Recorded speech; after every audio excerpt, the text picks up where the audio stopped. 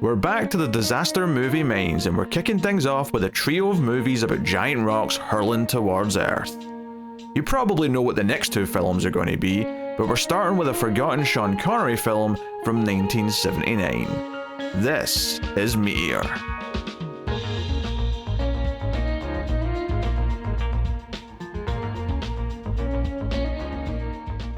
Welcome everyone to the Collector's Cut. I am Peter, and joining me as always is David. If it's a matter of choosing, I'll take the pretty one. I really thought you were going to go with why don't you stick a broom up my arse and I can sweep the floor on the way out. That was a good line. I was thinking about it. I was, yeah. That was a very good line. So yes, welcome everyone. This is a movie podcast. We are starting a new season here on the Collector's Cut. Once again, we are returning to disaster movies. Although this time we're not specifying a particular era. It's kind of bouncing around a few. This one's from the 70s, and we've done many 70s disaster movies before, of course. We're doing some from the 90s, we're doing some from the 2000s. We're kind of spread out and doing a variety of things. But there is a theme to the first three. The first three are all linked. And the reason why we never did this film, Meteor, back in one of the 70s disaster seasons is because in the back of my head I knew that at some point we'd be doing Armageddon and Deep Impact, and that Meteor should wait and go with those, and that is why we're doing it first here at the start of this disaster season. So I can't fault you for it. I mean, it especially just from memory of Deep Impact and Armageddon, which I have seen both.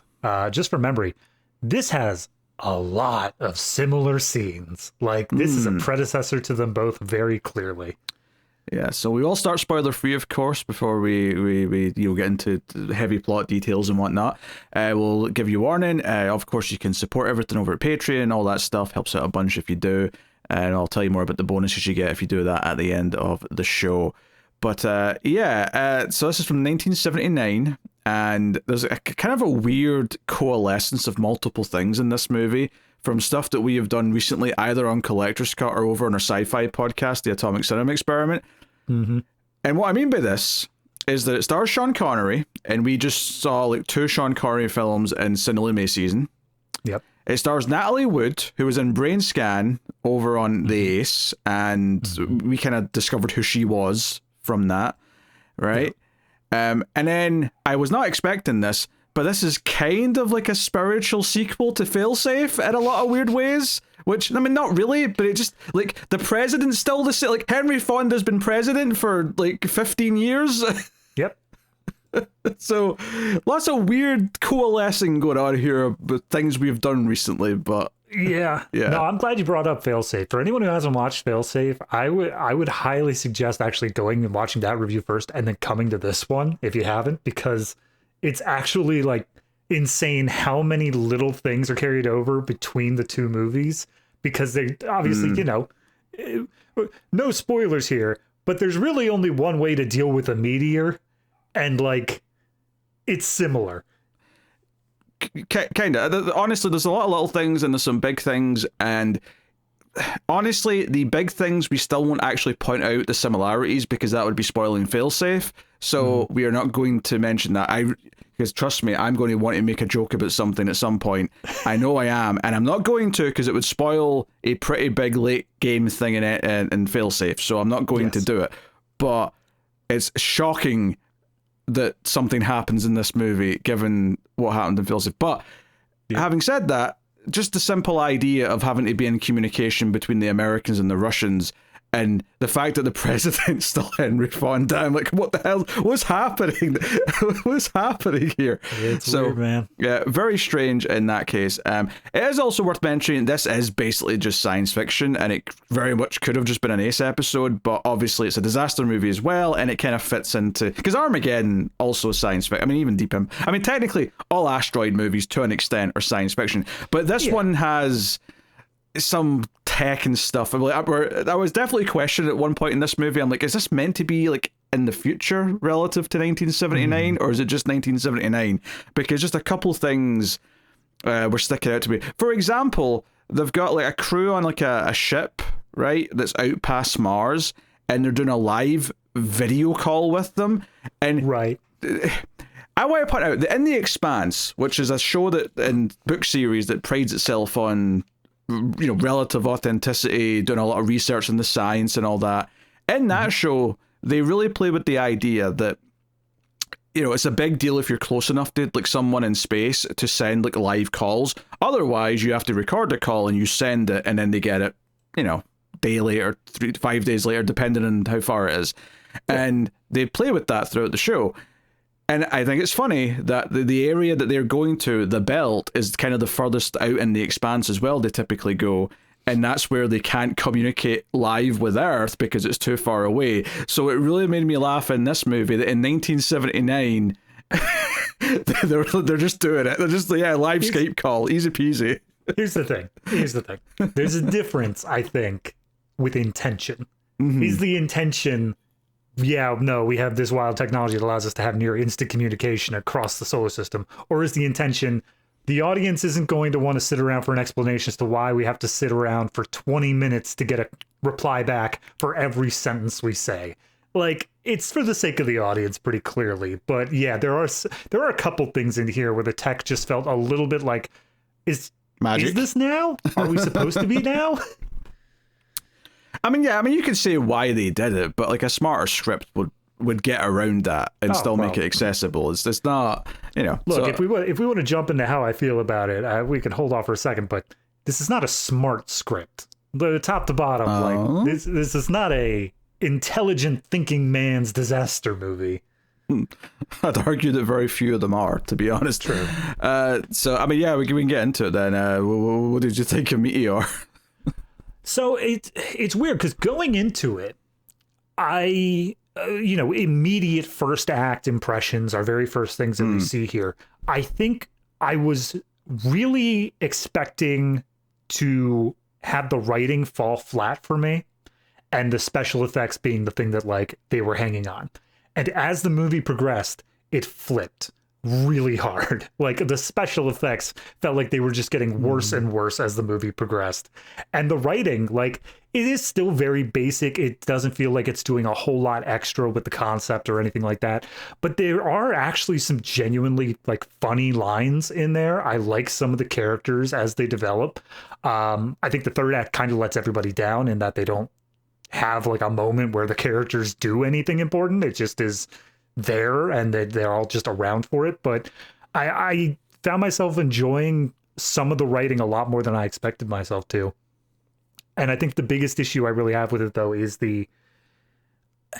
I'm going to say pacing, but it's not the same way that other movies fail at pacing. Other movies that fail at pacing, it's always this thing where like it just feels too chaotic, or it feels like it's long where it should be short, or short where it should be long consistently.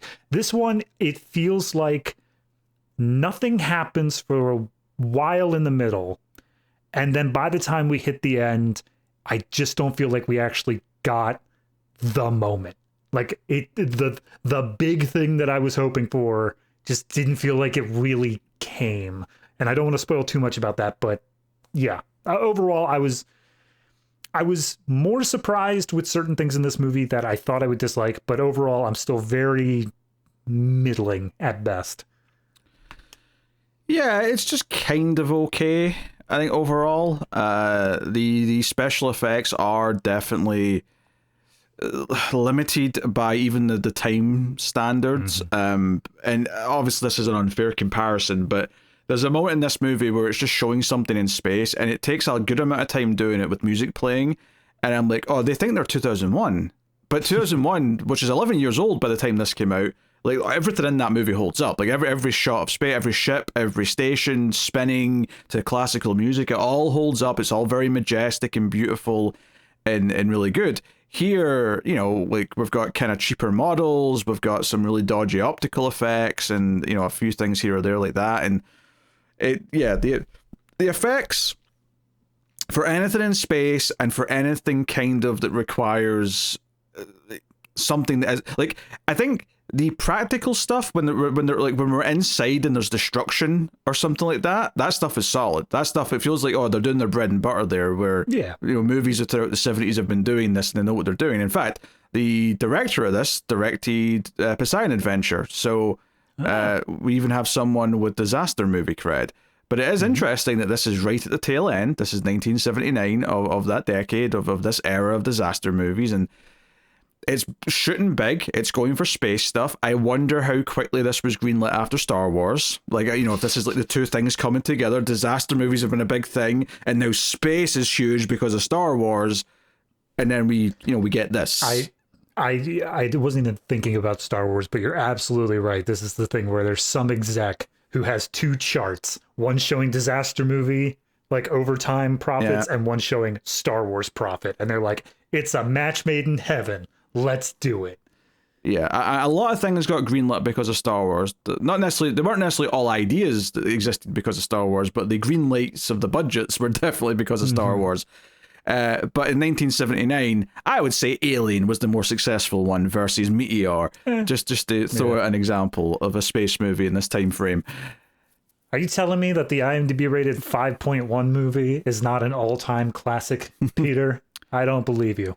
Yeah, I don't think it's terrible though. I think, like, you know, you were saying that the writing kind of surprised you, and it's not because of it's definitely not the techno side of the writing. Like, the actual science jargon and the reasons for things happening are pretty just nonsensical for the most part.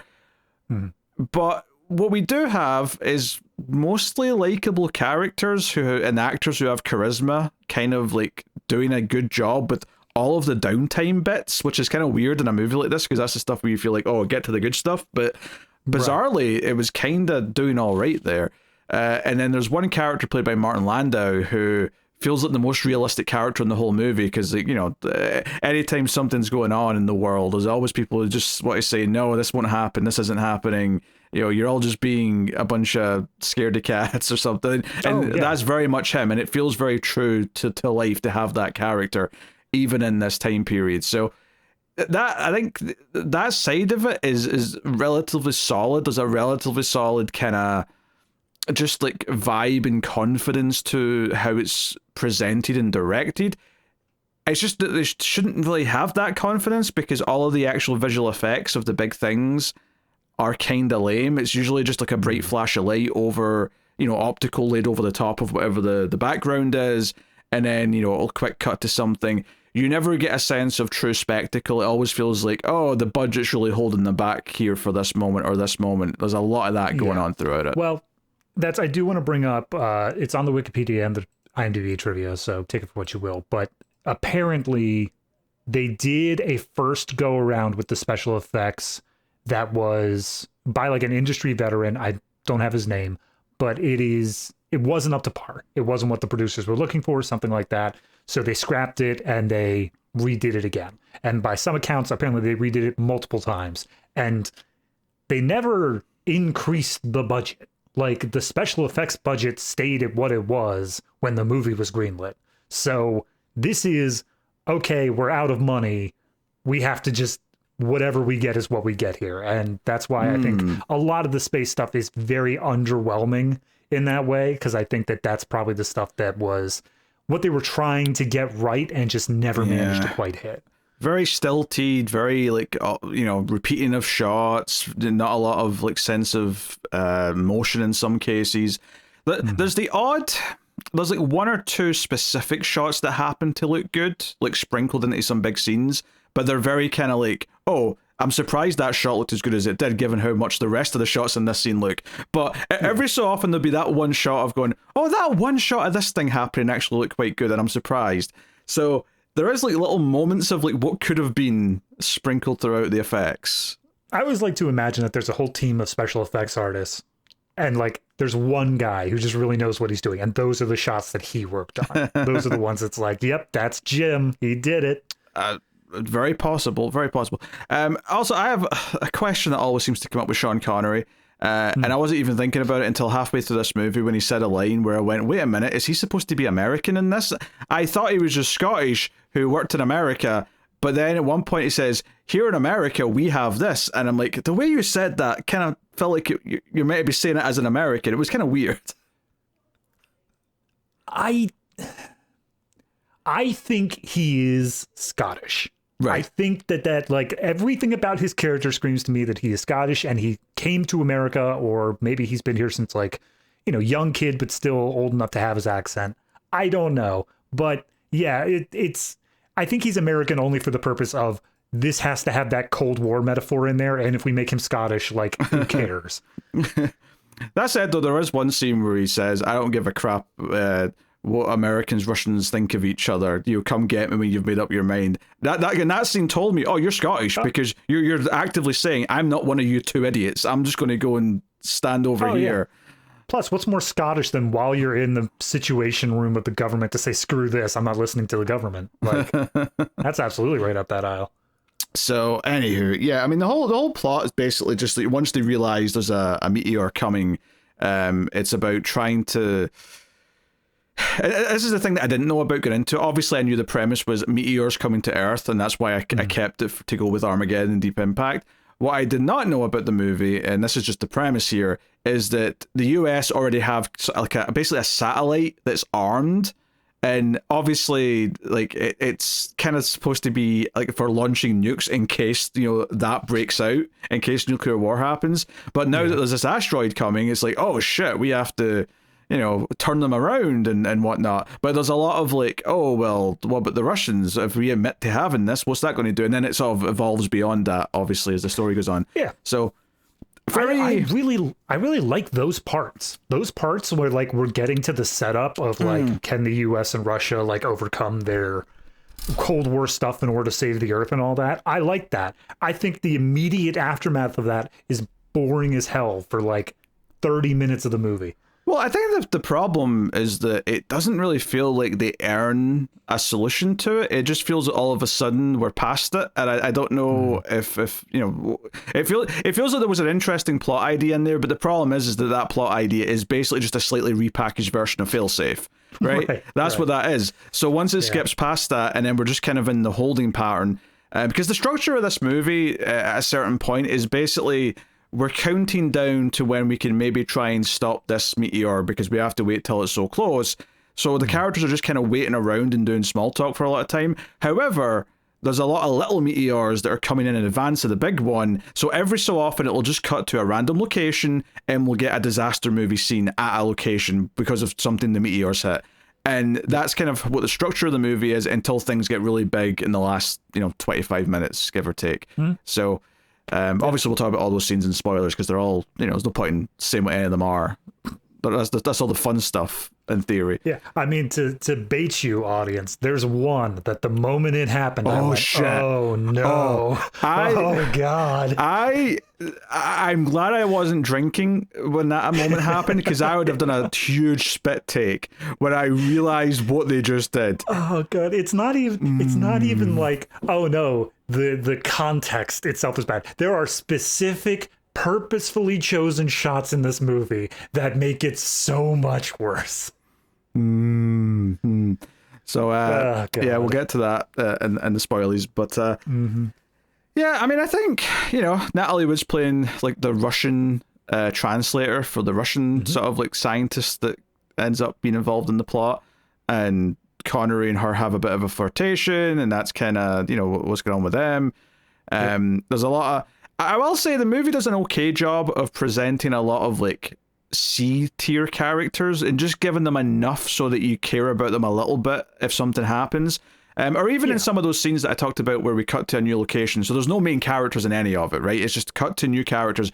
It'll at least start the scene with the introduction of a character, so there's at least one person you're looking for throughout the entire sequence. So it does there's a few little smart touches like that to make sure you can follow the action well. Yeah, no, this is something we've come across in all the disaster movie seasons, is the ensemble cast, the big group that have to deal with whatever it is. This one does it slightly differently, where we definitely have still, I would say it's close to ensemble, but we have a core group. We have a set number of like scientists and soldiers that we're very specifically focused on.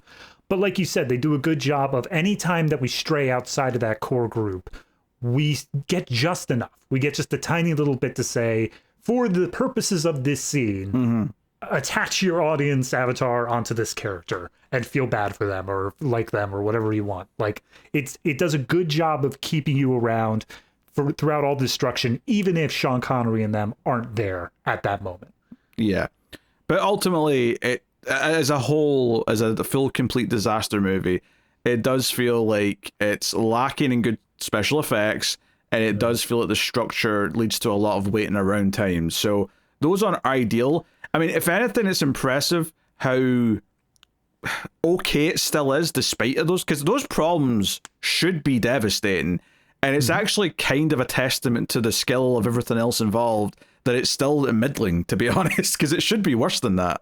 Oh yeah, no, that's the thing, is like so much of the inter-character drama stuff, so much of like them sitting around and talking is great. Like it is actually good, like development of these characters, pathos between them. Like it's doing a great job of making me care about these characters. But then every once in a while we come back to the monitors and they say, okay, we're just going to sit here and look at some barely moving missiles on the screen for a while. It's like, okay, yes. Sure. Yeah, and honestly, there's a lot of times where I was like, where's the camera in space to capture this for you guys? I was thinking that a lot in this movie. My favorite bit is they have video calls, video like conferences or whatever. And I guess, you know, it makes sense. Like right now on my screen, I am looking at you. I'm looking at where you're at on my screen. But it felt like in the movie, they were constantly looking slightly off frame because it would have been distracting to stare down the barrel at the audience. Or rather, the framing of the scene made it so that they had to look in a given direction at any point. Yes. And also, of course, 1979. Really? We have like live video calls? I don't know. It's the military. They had that since the 40s. Sure. Sure thing. So yeah, I mean, I think we're probably getting into spoilers soon here. I don't know how much more to say without getting into things that we shouldn't be talking about yet. The only other thing that I want to bring up, this apparently, I can't remember if it got nominated or if it won. I think it was only nominated for Best Sound Design or just Best Sound, it says. I disagree. I think, especially as we get into the back end, they have this like 3-note synth score that they use for the Meteor that's meant to make it sound menacing. But like every time that we cut up to it, it just restarts the exact same part of the score. And I found myself laughing at it every time it would come in. It's just like, blah, blah, blah. I'm like, okay, yeah, scary Meteor. Okay, do something with it. Anything. I don't know. The weird thing is, though, is I already pointed out Alien came out this year, and that has phenomenal sound design, so I don't know what they were... I mean, maybe it didn't win, I suppose, but like, still. Besides the point. So, alright. I think we should get to spoilers then, so we can talk about the movie, but... yeah, honestly, I am not mad I watched it, though. I want to just make that clear before we get into the spoilers, is that I think it was a pleasant enough watch, and if you've watched a bunch of other 70s disaster movies, there's been worse. There absolutely has been worse, but it's not one of the good ones either. It's very much in this middle ground. It's a bit of a curiosity and no more. And also tonally, it does that thing with, like, when Russian characters show up, you start getting like Russian round sounding music playing. And it's almost like a little... It's like the sort of thing you do in a comedy when you've got the stereotypical Russian in the fur hat, walks up. But this movie isn't going for subtlety in their Cold War stuff. It's absolutely... It's somewhere between Rocky 4 and Superman 4. Like, it's right in that sort of area. It's a hell of a 4x4 you just put forth. All right, so we'll do spoilers then. You have been warned. Spoilers from this point on. So, in the third act of the movie, right, the big sort of like disaster thing, just as the missiles are about to launch in space, is that one of the big splinters that's arriving early is coming towards where our main characters are based, right? Admittedly, they're underground to partially protect them, but they're underground in New York City. And we see... what we've seen before in this movie, just a bright sort of circle of light going past various things, right? It gets past, you see the skyline of Manhattan, it goes zooming in, you see it go past a building, and then you see the World Trade Center. And the light goes past it, and I didn't really get worried because I thought, it's been going past tons of things, it doesn't mean it's doing anything with them. And then an explosion effect happened, and then you see like the burning buildings like the miniatures they made of the World Trade Center, and I was like I said, if I had been drinking something at this moment, I would have spat out my drink. I could not believe they did this, and obviously they didn't do anything wrong. They didn't know what was going to happen in the future, but holy shit, does this play weird now? Oh my god, I felt so like as I'm watching it, and at first I think the scene starts with the Statue of Liberty, and I was like, oh, okay, we're gonna hit the Statue of Liberty, whatever. But then they do like the pan over, and we see the skyline, and I just noticed the big two towers standing there, and I'm like, oh, please hit the Empire State Building, hit anything else, Central Park, please.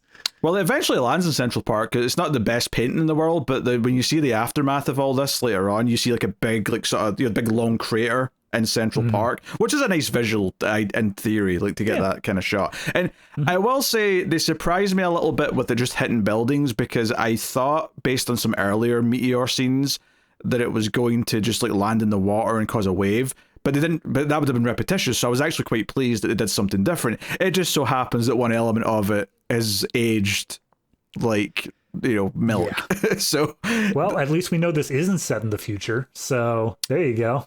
Well, it may be set in the future relative to 1979. It's definitely just not past 2001. That's the only thing we know for sure. So yeah, also, wild as stuff. Long as we're commenting on that scene, I love it because all these other they're not able to predict or see these splinter ones. Like they're not able to say and like, evacuate these places before. I don't know. I have no idea. But they don't evacuate any of these places before they're hit. So like I love the bit where they're about to launch the missiles and then someone calls up Sean Connery and they're just like, hey, we know you're about to launch, but you might have to speed it up a little bit, because there's a giant meteor heading for the eastern seaboard, like New York specifically. And he's like, how long do we got? And the guy like practically looks at his watch and goes, right now. And then it just all happens. And I'm like, you couldn't give any more warning than that. You didn't have a single radar just pointed up at the sky. Yeah, especially since we're able to like accurately predict the trajectory of the main one so that we can aim missiles at it. But no, these other bits, they're too small, I guess. Well, that one's, what was it, 5 miles across, they were saying? The main Super one. Super easy to hit. Yeah. The New York one, that's like, I don't know, 300 feet. Barely anything. Oh dear. Anyway, so so these destruction scenes, I kind of just want to talk about them first, right? So that's the big main one at the end, and I'm not even talking about the stuff inside with the characters. We'll talk about that separately because we can just do that with them. But there's a series of them throughout the movie. One is kind of a false alarm where all the little meteors just like burn up in the atmosphere, although I think it's Italy are very scared for a minute and they're seeing all these bright lights, but they all just kind of flicker out, and it's like, okay, no big deal. There's one that lands in Siberia and causes an earthquake, and we see like sort of like Inuit type characters who are just eating in their tent or whatever, and then like they see the bright light and it lands behind the mountain and it's whatever. However, the big one, I think, right, where things get a bit more spicy is there's one in the Swiss Alps, right? So this is one of these things where I talked about how it does a good job of like starting the scene off with one character, so you feel like you know one character, even though you don't really know them that well. But this woman's like on her skis, and she skis down next to the little cafe or whatever it is, and she takes her skis off, and she goes in. Everyone's happy, everyone's having a good time. We're in the Swiss Alps. We're all skiers. It's like Christmas or something.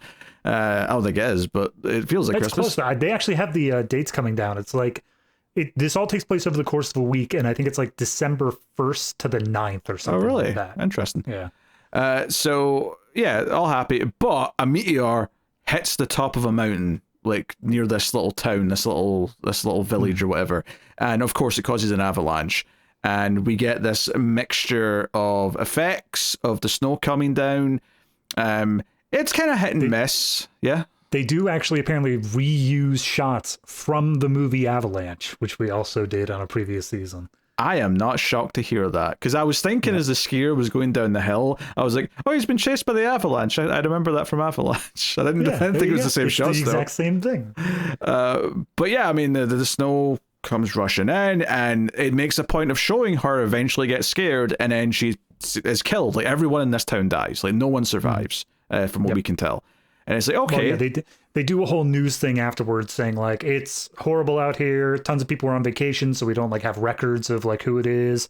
And then they try to like up the death count from even what we saw by saying that there was a cross-country skiing thing that was going on. Here's some archive footage that shows them just minutes before the avalanche happened, but rest assured a bunch of them died there too. Yeah, actually, it wasn't. I mean, this scene obviously had a little bit, but it was so quick, and like the destruction didn't bother me that much. In the scene, I think it may have happened twice. It may have happened in the scene in Siberia, but also the scene where we first saw Russians talking to each other somewhere in Russia, and it was snowy. Is they had just this bad, like, sort of like white haze effect over the top of the image to look like snow, and it looked really bad. And I'm like, that does not look like snow. It looks like you've just smeared like a white smudge over the top of the image, and it just, you know, like even when you've got better like actual looking digital snow that you put over the top of the image, I sometimes think that looks a bit fake because you can tell the depth isn't there. This was like that taken to 11. I was like, what the hell is this sludge? This is terrible. I'm always curious about this stuff. Like, how much are they just absolutely planning on, we're putting this on TV later, and therefore nobody's going to be able to tell? Like, it's going to look fine on their itty bitty little boxes. I don't know. It's tough to tell because this is right around the time that VHS was starting to take off. So they might have been thinking about the video market by now. Or maybe it's just slightly early, but maybe not. Yeah. But I'm saying even just on cable, like on the movie channels or whatever like that. Well, I mean, there was no movie channels yet, I don't think. But no. All right, fair enough. I mean, maybe there was early versions. But again, like the 80s is where that stuff really became a thing. Was you know, MTV and like all the other channels as well as the movie channels, obviously. Okay. Yeah. Fair enough. So, which is not to say that movies weren't broadcast on TV. They absolutely were. They're just, you know, not as frequently. Yeah. So anyway, so that was one scene, and then the other big scene is Hong Kong gets hit with a tidal wave. Meteor hits in the water, and as this wave's coming towards Hong Kong, and we follow this, like, everyone's running around, but we sort of start to focus on this one guy who goes to his apartment, finds his wife, who's got a baby, and then just to make sure we think he's a hero, he picks up his dog. So he's running around with his entire family, including his dog. And again, we see them just before the water starts to crash into, you know, whatever buildings and whatnot. So we know, it's like, oh shit, they're just dead. So it's like, oh, you know what? It keeps introducing these characters, and it's not pulling punches. Like they're getting off to left and right here. Yeah. So, and they like, that's the character we follow, but they also even go the extra mile of the one that calls Sean Connery is. Oh yeah. Like, yeah. They specifically show him of just like he's like, it's 100-foot wave. Like, can you get it? It's this thing. And they're like, yes, we got to get out of there. And he's like, it's no use. You get the big one, Sean Connery. And then he ends up dying. So we got a little personal sacrifice in there as well. Yeah, he's in like the one of their research or facilities is in Hong Kong, I guess. And we see the windows break open and all the water comes flooding in. And it's like, okay, so, you know, they're killing people off, and then obviously the big one is when it's coming for New York. And like you said, there's this ticking time clock here because it's like, hey, it's going to hit any second, but we're like a minute away from launching our nukes, and if we do it too early, they won't be timed with the Russian nukes, and we won't necessarily stop the meteor. So we have to be brave here. And Connery's like, hold. If it was a hold moment, I would be better with it. Honestly, I think that the biggest issue once we get into this third act stuff of the missiles are on their way and we just kind of have to sit and wait is that it feels like there is no ticking clock. Like, yes, they have to wait until they find out whether or not it's successful, but we as the audience, like, they don't have to do anything. Nothing is happening there where it's any sort of issue that they have to overcome for the actual big threat. What they try to do and what they pivot to is that, like we said, the New York stuff crashes into New York. It causes significant damage to their underground bunker, and they effectively now have their own little mini disaster here where it's plenty of people have died and they've got to make their way out. It's basically like a short version of Daylight, right? They're going through subway tunnels and they're climbing up, the river's flooding in, and and it's all this muddy river water. And all that stuff, to be honest, looks pretty good. Like, this is all practical set stuff. It's, water pouring into the set, like the set falling apart, all look pretty solid. Like, that stuff was fine. It was all the big optical effects, and here's what's happening to the city. That was the stuff that looked iffy. Oh yeah, but I'm not even talking about special effects though. I'm just talking like tension wise. I felt like the two plots of they have to get out of this subway system, and then they try to introduce like this mud thing, like the river itself is like coming in. I wasn't engaged with that because we have already set up that the big thing is, are the missiles going to be able to get there? And we have little bits where it's like, oh no, one of them fell offline. Oh no, another one fell offline. Focus on that. Give me more of that. Make that more tense. Instead, we've got this personal survival thing that I really could not care less about. I mean, I get why they're doing it though, because like you have to put them in peril, and up until now they've not really been in peril directly. I understand. However, the peril is if this doesn't work, everyone on Earth dies. Like, you can have that be the peril. I mean, you're right. I get that, but I understand why they didn't think that was enough and why they thought that wouldn't make for an exciting climax. Because especially since all of their shots in space look like shit. So what we might be excited by here, like when we cut to the same 3 shots of 4 missiles flying through space. In fairness, they didn't know that they would all look like shit when they wrote these scenes. They thought that was going to look great. Yeah, but I get the logic, though. The idea is that you have this, like, oh, the missiles are on their way. That they held out just long enough to launch them, and they're on their way whilst they're trying to fight for their lives. Now, something to intercut with might have went well here, but obviously there's nothing interesting to intercut with the missiles, so... like, it doesn't matter. Like, we're just so I think on its own it's a fun little survival bit. Now, does it fit into the rest of the movie that well? I mean, I think that's a bit more debatable, but I mean, that's what I'm debating. That's the part where I have that. I like I said, I think it looks great. All the river stuff and the mud stuff, I think they do a great job with that. It's good effects. I just think storyline wise, it's a weird place to put it, and it's not a thrilling conclusion for me. Yes, but I don't think they had anything else though. Is no, the thing. Correct. Yeah. And frankly, like, this felt That's more where like we just go back to the drawing board entirely. But this felt more like a classic 70s disaster movie section, though, so I wasn't even that mad at it for making that pivot. Because, I mean, nothing about building up to the missiles launching was that exciting either. Like, it was the weakest part of the movie. Like, there was nothing exciting about, we have to wait till tomorrow morning before we can launch the missiles. And I thought when they introduced, because the whole thing with the missiles, right, is that this Project Hercules is this satellite with these missiles, and the government decided to have them all pointing at Russia instead of outside space, which is what it was built for. And we find out that Russia also have their version of this called... Peter the Great. Peter the Great. Why don't I remember that? That's a great title. That's a very significant point of view, yeah. I agree, Russia. Thank you. But they... so obviously there's this... like, maybe some of the most fun stuff in this movie is when they're at like the UN or whatever it is, and they're trying to say, hey, and the president's made the announcement, like, we've got 16 missiles on this thing in space, which was built, by the way, for disasters like this and no other reason, right? We've only got 16. We've only got 16 missiles. Yeah. So we need to combine it with another batch of missiles. It's too short notice to put more up there ourselves. So we know the Russians have a similar thing, and if they're willing to work with us, blah blah. And there's a Russian at the UN who, when he finally admits that yes, we do indeed have our own version of this, he has to just get petty and throw in. And we of course built ours before the Americans did. But might I add, purely for things like asteroids and for no other purpose, of course. I love the Henry Fonda speech where he's telling all the people, like, we built this thing not to aim at the Russia. We never even thought about it. You guys said that, but we're pointing it out at space, and it's not enough. But also we know the Russians have one. And when it cuts to the Russians who are watching this speech, one of them comments, the presidents have elected an alchemist. He turned a complete debacle into diplomacy. And I'm like, that's fantastic. I love that moment. I think that was that not just their premiere that said that?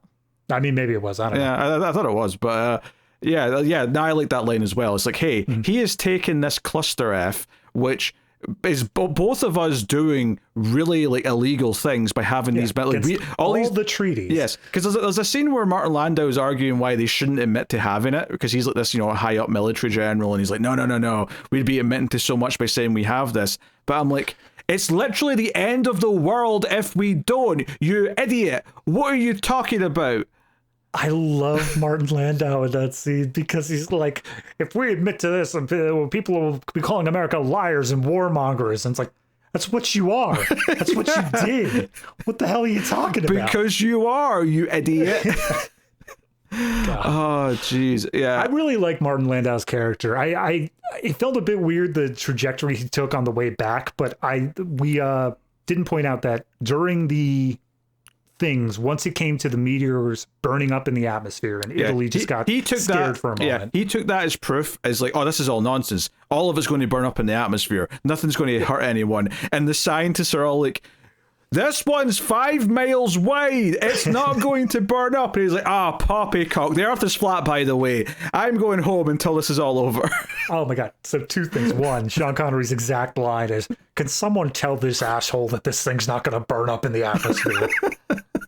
And then the second thing is, his whole thing is that the entire facility was put under the attention of, I'm forgetting the character's name, but someone else who's much more in the realm of, we have to do this. We have to go out. Oh, it's like the third main character. It's Sherwood, Karl Malden. Yeah, Harry Sherwood's the character's name. He's like this old friend of Connery, who worked with him in NASA, because Connery's whole start of the movie is that he left NASA years ago, and then this friend pulls him back in because he needs the best. He's the one who like designed the Hercules system, but like for its actual purpose of aiming out in space and not aiming down to Russia. Yes. But no, I love, because he's not in control, or sorry, Sherwood is.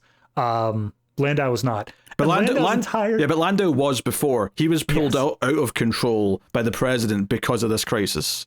And that's his entire bit here, when he's like being told, no, we're going to keep aiming missiles at we're going to deal with this. He basically just goes, well, I'm going home, and you can come and get me when this is my place again. And he just storms out. Yeah, he doesn't like that his position of power has been taken, and he's a little bitch about it from the second Henry Fonda tells him that that's happening. Yeah. Well, it's that, and also because this is another one that goes back to the failsafe stuff, is they explicitly say, okay, we need to work with the Russians. And the moment that the Russians get there, he's like, this is the worst idea anyone has ever had, ever. Yes, he's like, this isn't patriotic. This is not sneaky and warmongering like I'm used to. The Russian scientist is just like, so like they translate through Natalie Wood, but he's basically just like, so what kind of payload are we looking at here? And he's just like, I'm not telling you that. Why do you want to know? Yeah. He's like, because it's my job. Yeah, one of my favorite scenes actually is after the first few interactions they have with the Russian scientist who comes, and Martin Landau's been completely just not saying anything. He's been very caged and all the rest of it.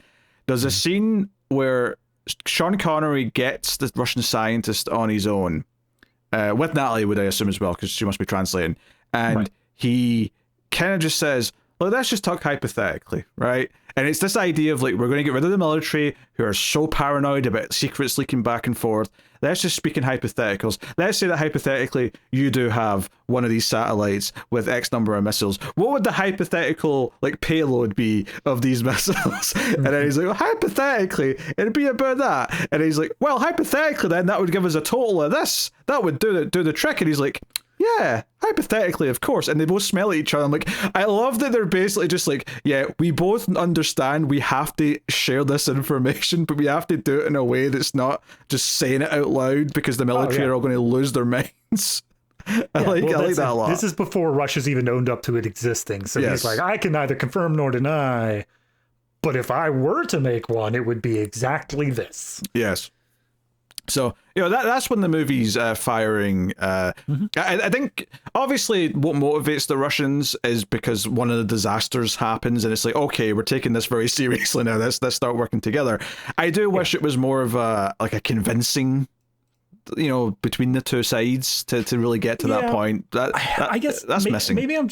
Yeah, maybe I'm just a little spoiled by failsafe, but like I kind of wanted there to always be this contingent that's like, no, we should still be in the Cold War. We should still be fighting with them and shouldn't be cooperative. America can do this on our own. I thought where they were going to add some tension back into it is when they said that because of where both satellites were, the Russian one would have to fire its missiles off first, and then the American one 40 minutes later, so they both arrive at the same time.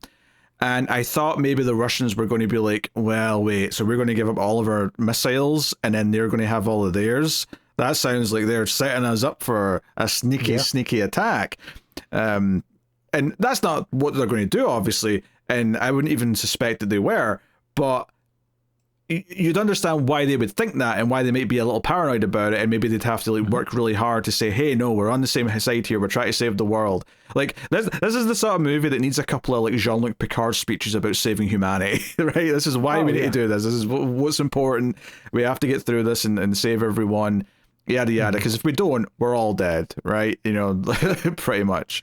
I mean, it's as much as, you know, we're doing all the Cold War stuff here, and you could probably stretch this and work in some parallels of like mutual assured destruction and like coming together to fight against that instead. But for the most part, it is just that idea of we all need to work together against a larger threat rather than we all need to work together because it's the right thing to do. Yep. So like I said earlier, Sean Connery's whole thing at the start is that he's on like a sailing race. He's in a boat race, and he's pissed off because the movie starts with basically the military coming saying, hey, you're needed at NASA, and he's not really pleased about it. And he gets brought to NASA. He's clearly knows the people here because he's friendly with them. They've not seen him in a little while, but he's on first name basis. He's cracking little jokes. But then he gets explained to him what's going on, and we get this backstory from the past week where our other man Sherwood made a decision because they spotted a comet going towards the asteroid belt, and they wanted to make sure and see if it hit anything, because it might do, because that's ultimately what happens, is that this comet hits the asteroid belt, breaks up this giant bit of rock, and the main chunk of that's what's the main meteor that's coming towards Earth, right? Yeah. So the big thing here, though, is that he sends this because at first they said a probe, and I went, oh, it's unmanned, and then they cut to a ship with men in it. I went, oh, it's not really a probe then, but all right, fair enough. they literally tell the guys like, hey, you guys wanna go on a little detour, and they're like, anything to break up the monotony. Fast forward 5 minutes. Oh God, we're all gonna die. Yes, and not only that, they established that one of the military generals in the room is the father of one of the astronauts. That's just to really set it up and make you feel bad when he dies. But it's like, hey, we're sending you out here so you can see the asteroid belt and get a visual of what happens when this comet passes through it, take some photographs, blah blah blah blah. And of course, the impact to this giant rock is so big that they just have a big bit of debris come and hit them and die. That's a whoopsie. Okay, I think that's the military official term for it. Yes, that's a big whoopsie daisy, and that sets us all off. But he's telling Sean Connery all this, and Connery's like, "Why am I here? What's going on? Why am I back at NASA? This place is a shithole." And he's like, "Look, we need to use what's the name of it again? Hercules. When he used Hercules to take down this meteor, it's important." And he's like, "Fine, I'll come to your damn meetings." And then, yeah, there's basically a sequence of events where it's like, hey, it's just you and me. But they do a little bit of backstory with Connery where we see that he's split up with his wife. You know, they're kind of estranged. He does have kids that are living with his wife, but, you know, so he's not attached to anyone. So when he does start flirting with Natalie Wood, it's not, you know, whatever, it's fine. You know, I will say he lays it on thick. Like, immediately. I know this is Sean Connery, and that's just kind of who he is post James Bond. Like, he will absolutely come on as thick as humanly possible. But like, there's one bit in here where they're just talking about like her backstory or whatever, and then he basically stops the conversation to be like, you know, you're very attractive, and she's like, thanks. Anyway, tell me more about your college. It's like, oh, okay. Are we still all right? Yes, I was married once. My husband was an astronaut, or a cosmonaut, I should say, and he flew out and never came back. You're very attractive, you know that, right? Yes. So anyway, astrophysics. Are you seeing anyone now? Nah, nothing serious. Not really. I'm like, what does that mean? You playing the field there, Russian lady? I mean, sure, why not? She is from Russia with love. Next season, Collector's Cut, all the James Bond films. No, never. I regret it. I regret making a James Bond reference immediately. I regret it with passion. So yeah, I mean that's kind of stuff that's going, and you even see like the Russian scientist is befriending one of the guys at this like station where he's playing chess with them. You know, there's a couple of little interactions here or there that are pleasant. Yeah. Again, like we said before, there's the core group, which I think is Natalie Wood, Sean Connery, and I'm going to say Sherwood. I don't even think the Russian's really in that core group, but we get to know everybody else. There's a communications guy, and then there's as far as I could tell, a couple that started dating here that were like assistant and head person in charge of trajectory via the computers. And it's all your standard disaster movie flair where we get a little bit of fleshing out and then people get killed. They're the ones with the big dot matrix printouts, and they're saying, "Hey, Sean Connery, here's 5 million digits. Look at this."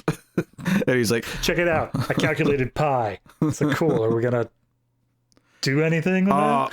My favorite thing about this base where they're controlling Hercules from is that they've got like a board that has like day 7, day 6, day 5, and it's like a little, and each one's got a blinking light till like it gets to Earth, and I'm like, but this isn't like a visual on a screen. This is like a physical cardboard cutout with little lights. So someone's made this just for this disaster.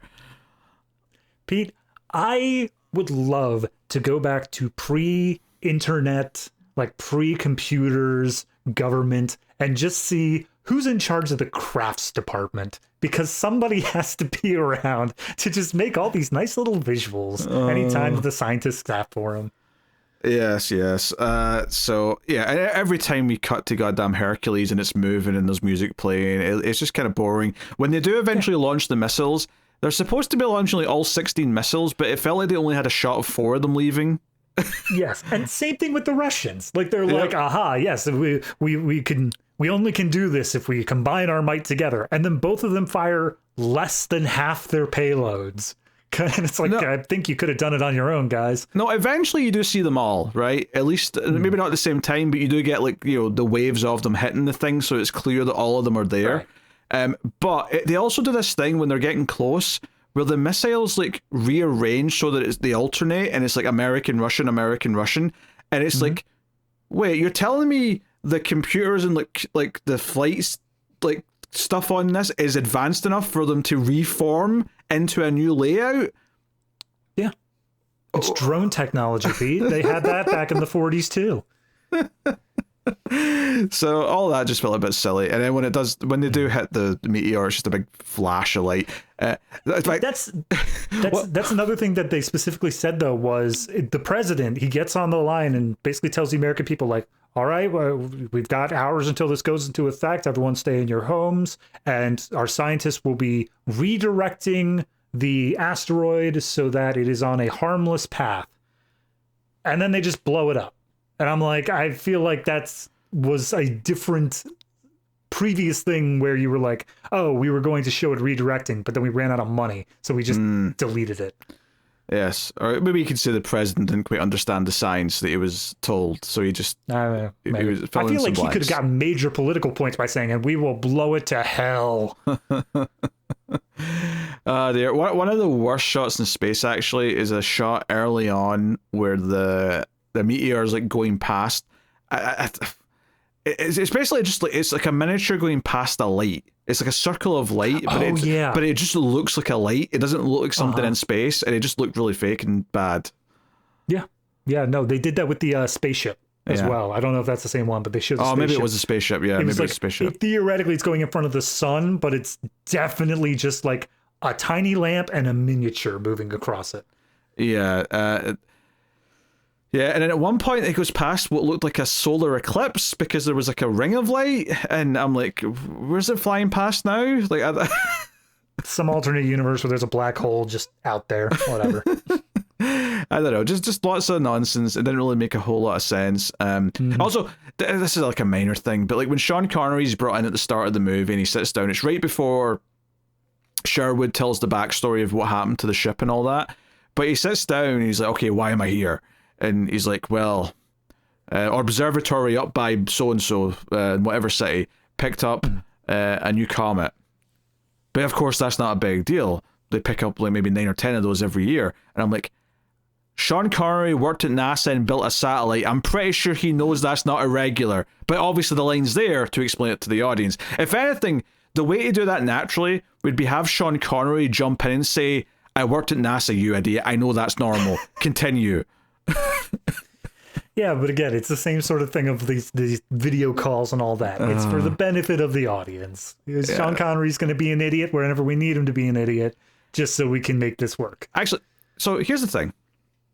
Right, so there's the whole scene where once Connery's agreed to try and help with all this, they have the scene where they've got the Secretary of Defense or whoever it is. This is the scene where Martin Landau gets all, we can't admit to this thing and all that. Yeah. Right? And Sean Connery storms out and says, I don't give a shit about your American-Russian relations. I'm going to be across the road in the bar. You just come get me when you've made a decision. And he goes over and he's watching the news and seeing stuff. And interestingly, America's not really publicly talking about this shit, but the BBC and the UK are. So they're already reporting about this meteor. Oh, yeah. Because that's the whole thing of the meeting was like, do we tell the American people? And they're like, no, we don't want to cause a panic. And then the BBC's just like, there's a meteor that's going to hit us, guys. I don't know why no one's talking about this. British reporters tend to be a lot more calm, though, so it comes across very dour by comparison. If you speak to me in that southern accent, like, nail it. I love it. So the thing I want to talk about here, though, is that Sherwood comes and joins them, and Sherwood and they're talking, and Connery says, "What if they make the wrong choice? What if they don't let us try and destroy the meteor?" And Sherwood tells this whole story about his daughter being sick with like stomach pains, and the wife, a son who had appendicitis. Okay. Well, no, he doesn't know that at first, right? He's telling the story, and he's like, the son had stomach pains, and eventually we took him to the doctor, and the doctor said appendicitis. But the wife, who is terrified of operations, not just for herself, but for anyone around her, she's scared deathly of them. She says, let's just wait, maybe it'll be fine tomorrow, even though it's appendicitis, it's not just going to disappear. But yeah. So he just waited till she went home. They went home that night. She went to sleep crying, and he just snuck out with his son, took him to the hospital, got the operation, and she was none the wiser, and the son was healthy and fixed. Everyone was happy. And do you get what I'm saying, Sean? And he's like, how do we get us in a position to do this without your wife knowing we're firing 16 nuclear missiles? Because what was so weird about that is that I thought in that moment, this is going to be the plot of the rest of the movie, is they're going to have to like either break into the base that controls this stuff or somehow like trick their way into it. But then immediately the president's like, yeah, I'm on board. I'm like, oh, okay. So why were we putting these theories across about how we'll have to solve that problem if they don't let us, and then not do that plot? I feel like I've seen this on like a sketch comedy video before, where there's like a fantasy hero or something like that who he knows the tropes. He knows like, so I'm gonna have to go out and do this and like take out the dragon or anything like that. And then the other characters are just like, well, no, we took care of that. Like, it's not a big deal. We're just gonna do this instead. And it happens like 3 or 4 times. I feel like that was the same thing I got with this movie, where the movie itself keeps on throwing out cool directions that it could go in.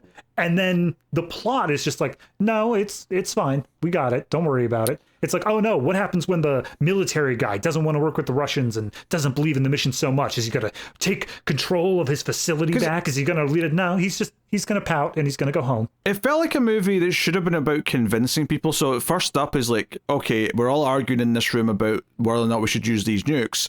But it should be about convincing the president and give us a scene where Connery barges in and basically gives the president a speech about why they need to do this and convince the president. And then it becomes about convincing the Russians to work with us, so on and so on.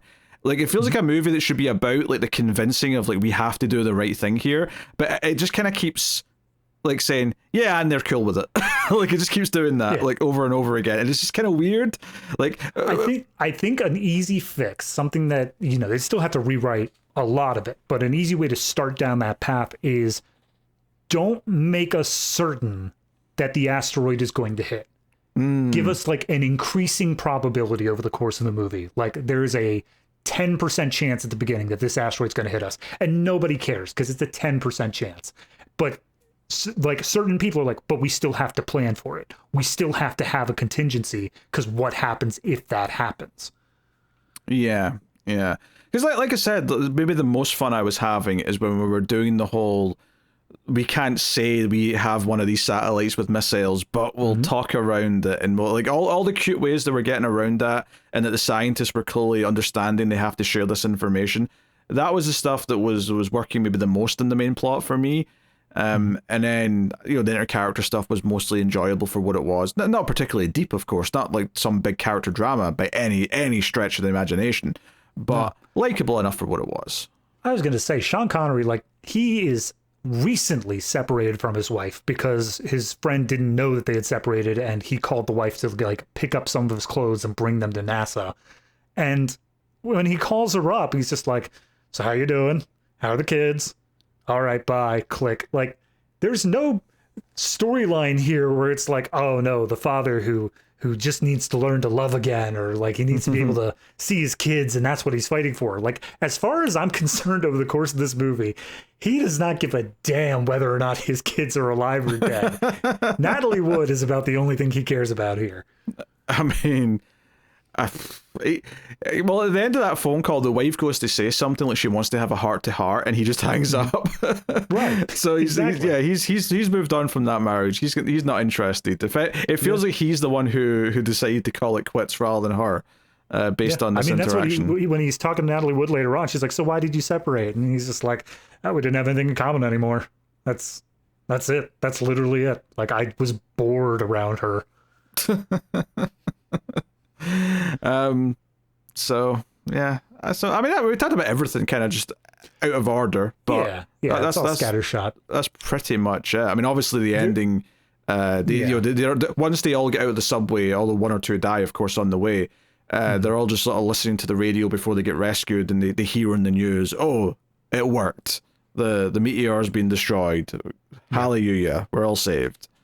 And like when we show the missiles hitting, that I think is exactly what you were saying. Of every once in a while there's a good shot, but for the most part it's like, here's just that same rock shot that we had before, and we're superimposing over the ILM explosions that were made for Star Wars. Like, that is all that's happening in this entire sequence until they do a consistent, like very long drawn out shot of just this wall of fire, and then when it finally fades out, it's gone, and all you can see left is like the Milky Way. So again, good shots scattered in. The fallout of that is we get a whole big thing of the Russian people going back to their country, and there's, oh my God, I didn't even mention my favorite line, my all-time favorite line in the movie. As they are celebrating the fact, I think, that Russia's on board and they're going to be able to do all this stuff, the main core cast of characters and the Russian guy are sharing a toast. And he speaks in Russian, Natalie Wood's translating, and he basically says, like, I want to share some words that I heard from a New York cabbie the last time I was here in America. F the Dodgers.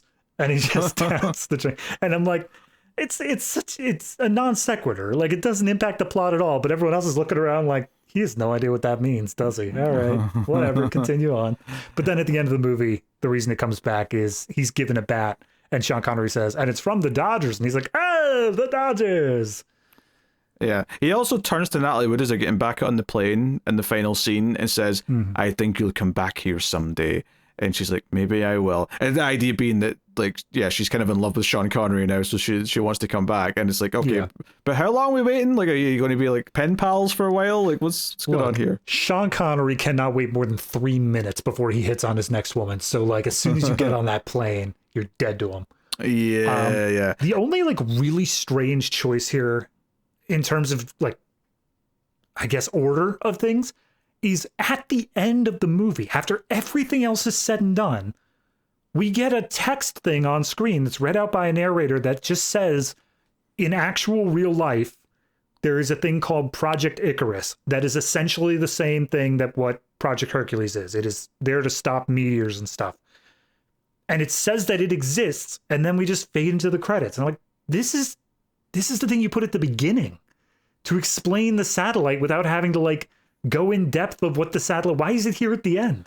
Yeah. Although, to be honest, the way it describes it at the end, I don't think it even necessarily makes me convinced it's even the exact same type of thing. It's like, okay, there's a project to potentially stop meteors from hitting the Earth, but like, I wonder how close what they've put in the movie is actually to what the theory of the real thing ever was.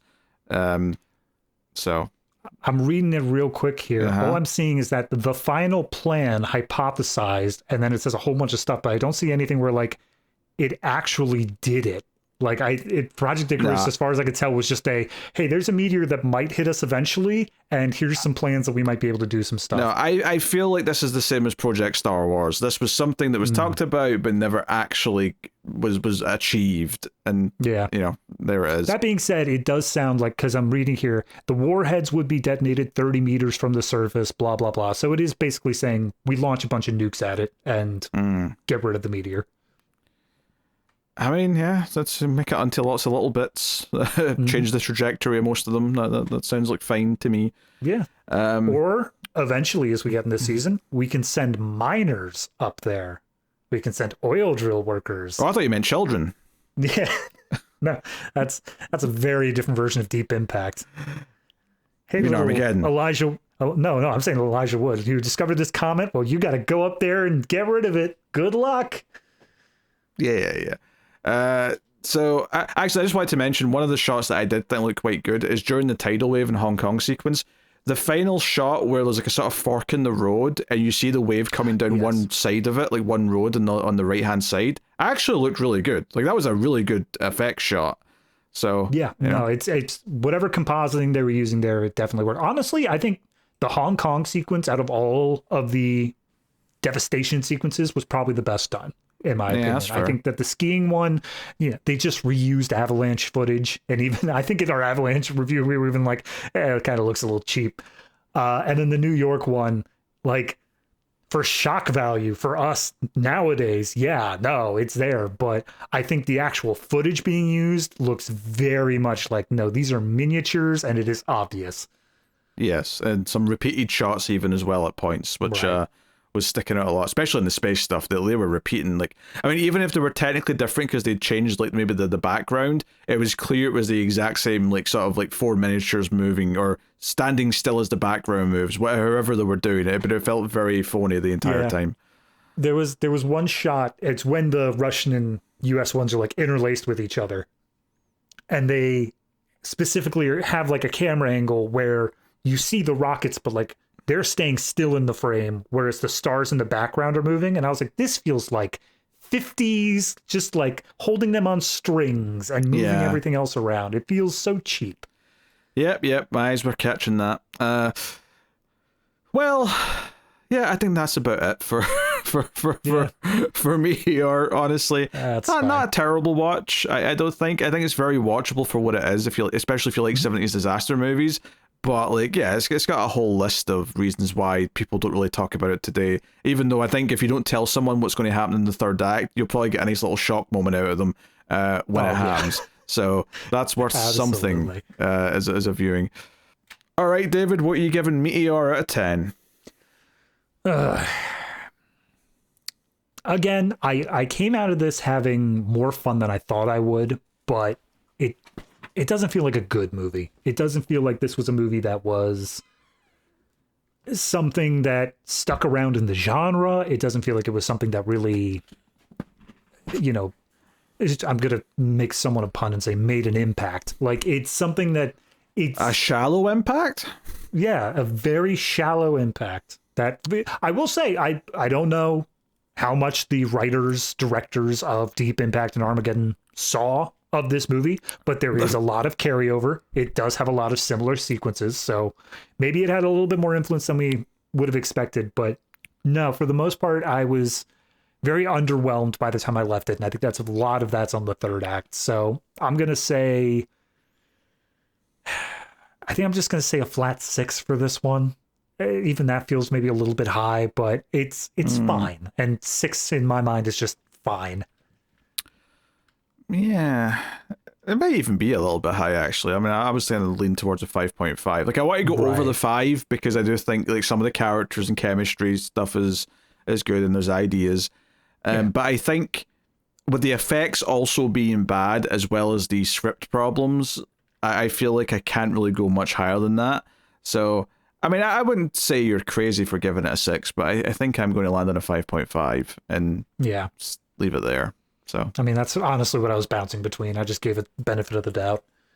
Yeah. So there you go. That is our ratings. As far as it making the cut goes, just a no, I think. Yeah. I someone could make the argument for cutting it close, but it ain't going to be me. No, just a no. So that's that. That's fine. So I will tell you what's coming next week on the show. In fact, I've kind of already told you. I just don't remember which one's first. Let me check. Next on the show, we are doing Deep Impact.